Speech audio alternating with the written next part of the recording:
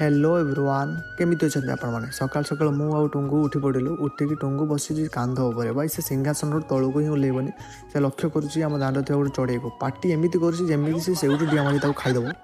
तो देखो आउ गोटे सरदार आम शोची राति सारा सहित दबनी निजे दिन में भलसे शोब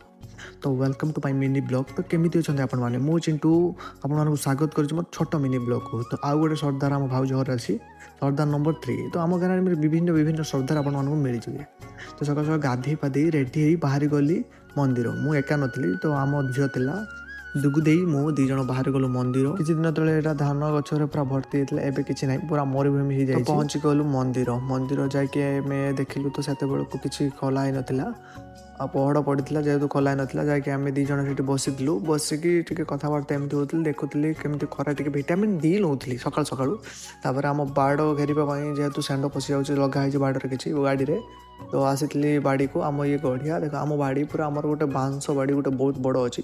तो सरला बेलूली टे माइंड फ्रेश करने पलि आसली आम बारापुर थी गोटे फांका रास्ता को सीट पूरा माइंड फ्रेश मो मो सांग दी जन पलि आसलु एंजॉय करने घरे बस बस पूरा बोर हो मैंने एमती माइंड फ्रेश करने फांका फांका एरिया को जाकि बसिकी निजर अपना टाइम को स्पेंड करते तो मतलब निहाती भाव में कमेंट जनइबे तो राति खाई देकी शोवाई रेडी हो जहाँ घर पाखे एमती 250 गोटे गोटे थी तो मतलब कमेंट करेंगे